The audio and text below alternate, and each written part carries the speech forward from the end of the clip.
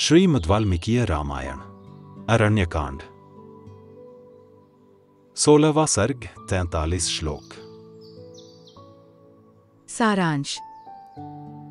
लक्ष्मण के द्वारा हेमंत ऋतु का वर्णन और भरत की प्रशंसा तथा श्रीराम का उन दोनों के साथ गोदावरी नदी में स्नान करना। आरंभ। ओम श्री गणेशाय नमः। ओम श्री सीतारामचंद्राभ्याम नमः। श्लोक 1 से 10। महात्मा श्रीराम को उस आश्रम में रहते हुए शरद ऋतु बीत गई और प्रिय हेमंत का आरंभ हुआ। एक दिन प्रातःकाल रघुकुल नंदन श्रीराम स्नान करने के लिए परम रमणीय गोदावरी नदी के तट पर गए। उनके छोटे भाई लक्ष्मण भी, जो बड़े ही विनीत और पराक्रमी थे, सीता के साथ साथ हाथ में घड़ा लिए उनके पीछे पीछे जा रहे थे। जाते जाते वे श्री रामचंद्र जी से इस प्रकार बोले। प्रिय वचन बोलने वाले भैया श्रीराम, ये वही हेमंत काल आ पहुंचा है जो आपको अधिक प्रिय है और जिससे ये शुभ संवत्सर अलंकृत सा प्रतीत होता है। इस ऋतु में अधिक ठंडक या पाले के कारण लोगों का शरीर रूखा हो जाता है। पृथ्वी पर भी की खेती लहलहाने लगती है। जल अधिक शीतल होने के कारण पीने के योग्य नहीं रहता और आग बड़ी प्रिय लगती है। नवसस्येष्टि कर्म के अनुष्ठान की इस वेला में नूतन अन्न ग्रहण करने के लिए की गई आग्रहण कर्मरूप पूजाओं द्वारा देवताओं तथा पितरों को संतुष्ट करके उक्त आग्रहण कर्म का संपादन करने वाले सत्पुरुष निष्पाप हो गए हैं। इस ऋतु में प्राय सभी जनपदों के निवासियों की अन्न प्राप्ति विषयक कामनाएं प्रचुर रूप से पूर्ण हो जाती है। गोरस की भी बहुतायत होती है तथा विजय की इच्छा रखने वाले भूपालगण युद्ध यात्रा के लिए विचरते रहते हैं। सूर्यदेव इन दिनों यम से सेवित दक्षिण दिशा का दृढ़तापूर्वक सेवन करने लगे हैं। इसलिए उत्तर दिशा सिंदूर बिंदु से वंचित हुई नारी की भांति सुशोभित या प्रकाशित नहीं हो रही है। हिमालय पर्वत तो स्वभाव से ही घनीभूत हिम के खजाने से भरा पूरा होता है, परंतु इस समय सूर्यदेव भी दक्षिणायन में चले जाने के कारण उससे दूर हो गए हैं। आतः अब अधिक हिम के संचय से संपन्न होकर हिमवान गिरि स्पष्ट ही अपने नाम को सार्थक कर रहा है। मध्याह्न काल में धूप का स्पर्श होने से हेमंत के सुखमय दिन अत्यंत सुख से इधर उधर विचरने के योग्य होते हैं। इन दिनों सुसेव्य होने के कारण सूर्यदेव सौभाग्यशाली जान पड़ते हैं और सेवन के योग्य न होने के कारण छां तथा जल अभागे प्रतीत होते हैं। श्लोक 11 से 20। आज कल के दिन ऐसे है कि सूर्य की किरणों का स्पर्श कोमल प्रिय जान पड़ता है। कुहासे अधिक पड़ते हैं, सर्दी सबल होती है, कड़ाके का जाड़ा पड़ने लगता है, साथ ही ठंडी हवाएं चलती रहती है।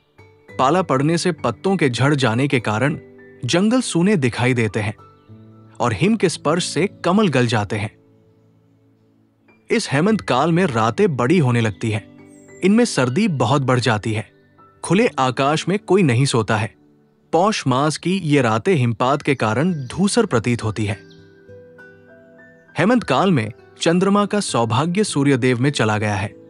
चंद्रमा सर्दी के कारण असेव्य और सूर्य मंदर्शमी होने के कारण सेव्य हो गए हैं। चंद्रमंडल हिमकणों से आच्छन्न होकर धूमिल जान पड़ता है। अतः चंद्रदेव निःश्वास वायु से मलिन हुए दर्पण की भांति प्रकाशित नहीं हो रहे हैं। इन दिनों पूर्णिमा की चांदनी रात भी तुहिन बिंदुओं से मलिन दिखाई देती है, प्रकाशित नहीं होती है। ठीक उसी प्रकार जैसे सीता अधिक धूप लगने से सावली सी दिखती है, पूर्ववत शोभा नहीं पाती। स्वभाव से ही जिसका स्पर्श शीतल है, वो पछुआ हवा इस समय हिम कणों से व्याप्त हो जाने के कारण दुगनी सर्दी लेकर बड़े वेग से बह रही है। जौ और गेहूं के खेतों से युक्त ये बहुसंख्यक वन भाप से ढके हुए हैं तथा क्रौंच और सारस इनमें कलरव कर रहे हैं। सूर्योदय काल में इन वनों की बड़ी शोभा हो रही है। ये सुनहरे रंग के जड़हन धान खजूर के फूल के से आकार वाली बालों से, जिनमें चावल भरे हुए हैं, कुछ लटक गए हैं, इन बालों के कारण इनकी बड़ी शोभा होती है। कुहासे से ढकी और फैलती हुई किरणों से उपलक्षित होने वाले दूरोदित सूर्य चंद्रमा के समान दिखाई देते हैं। इस समय अधिक लाल और कुछ कुछ श्वेत पीतवर्ण की धूप पृथ्वी पर फैलकर शोभा पा रही है। पूर्वाह्न काल में तो कुछ इसका बल जान ही नहीं पड़ता है, परंतु मध्याह्न काल में इसके स्पर्श से सुख का अनुभव होता है। ओस की बूंदें पड़ने से जहां की घासें कुछ कुछ भीगी हुई जान पड़ती है, वो वन भूमि नवोदित सूर्य की धूप का प्रवेश होने से अद्भुत शोभा पा रही है। श्लोक 21 से 30।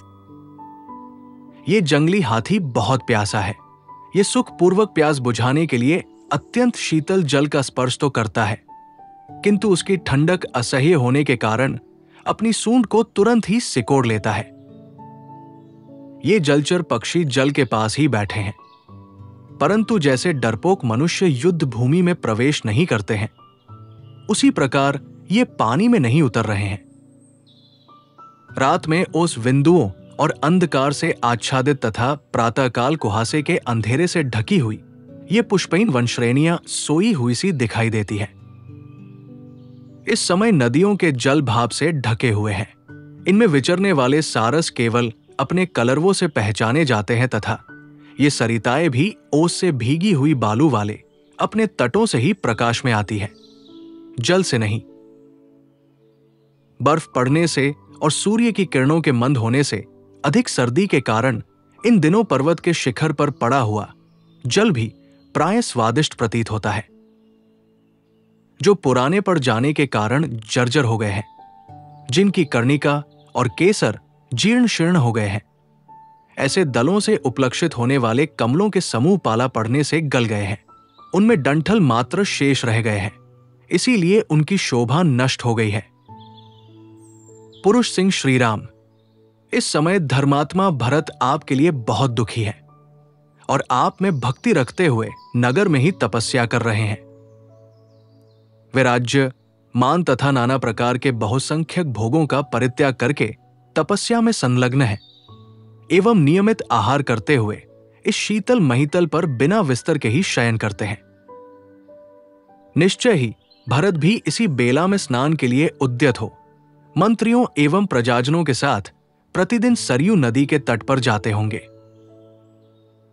अत्यंत सुख में पले हुए सुकुमार भरत जाड़े का कष्ट सहते हुए रात के पिछले पहर में कैसे सरयू जी के जल में डुबकी लगाते होंगे। श्लोक 31 से 40। जिनके नेत्र कमलदल के समान शोभा पाते हैं, जिनकी अंग कांति श्याम है और जिनके उदर का कुछ पता ही नहीं लगता है, ऐसे महान धर्मज्ञ, सत्यवादी, लज्जाशील, जितेंद्रिय, प्रिय वचन बोलने वाले, मृदुल स्वभाव वाले महाबाहु शत्रुघ्न श्रीमान भरत ने नाना प्रकार के सुखों को त्याग कर सर्वथा आपका ही आश्रय ग्रहण किया है। आपके भाई महात्मा भरत ने निश्चय ही स्वर्गलोक पर विजय प्राप्त कर ली है, क्योंकि वे भी तपस्या में स्थित होकर आपके वनवासी जीवन का अनुसरण कर रहे हैं। मनुष्य प्राय माता के गुणों का ही अनुवर्तन करते हैं, पिता के नहीं। इस लौकिक उक्ति को भरत ने अपने आचरण से मिथ्या प्रमाणित कर दिया है। महाराज दशरथ जिसके पति है और भरत जैसा साधु जिसका पुत्र है, वो माता कैके वैसी क्रूरता पूर्ण दृष्टि वाली कैसे हो गई? धर्मप्रायण लक्ष्मण जब स्नेहवश इस प्रकार कह रहे थे, उस समय श्री रामचंद्र जी से माता कैकेयी की निंदा नहीं सही गई। उन्होंने लक्ष्मण से कहा, तात, तुम्हें मझली माता कैकेयी की कभी निंदा नहीं करनी चाहिए। यदि कुछ कहना हो तो पहले की भांति इक्ष्वाकुवंश के स्वामी भरत की ही चर्चा करो। यद्यपि मेरी बुद्धि दृढ़ता पूर्वक व्रत का पालन करते हुए वन में रहने का अटल निश्चय कर चुकी है, तथापि भरत के स्नेह से संतप्त होकर पुनः चंचल हो उठती है। मुझे भरत की वे परम प्रिय, मधुर, मन को भाने वाली और अमृत के समान हृदय को आह्लाद प्रदान करने वाली बातें याद आ रही हैं। रघुकुल नंदन लक्ष्मण, कब वह दिन आएगा जब मैं तुम्हारे साथ चलकर महात्मा भरत और वीरवर शत्रुघ्न से मिलूंगा। श्लोक 41 से 43। इस प्रकार विलाप करते हुए ककुत्स्थकुलभूषण भगवान श्री राम ने लक्ष्मण और सीता के साथ गोदावरी नदी के तट पर जाकर स्नान किया। वहां स्नान करके उन्होंने गोदावरी के जल से देवताओं और पितरों का तर्पण किया। तदनंतर जब सूर्योदय हुआ तब वे तीनों निष्पाप व्यक्ति भगवान सूर्य का उपस्थान करके अन्य देवताओं की भी स्तुति करने लगे। सीता और लक्ष्मण के साथ स्नान करके भगवान श्री राम उसी प्रकार शोभा पाने लगे जैसे पर्वतराज पुत्री उमा और नंदी के साथ गंगाजी में अवगाहन करके भगवान रुद्र सुशोभित होते हैं। इस प्रकार श्री वाल्मीकि निर्मित आर्ष रामायण आदि काव्य के अरण्यकांड में 16वां सर्ग पूरा हुआ। Presented by doctor T.K. Bansal, a blind scientist. Please like and share this video, and don't forget to subscribe my channel. Jai Shri Ram.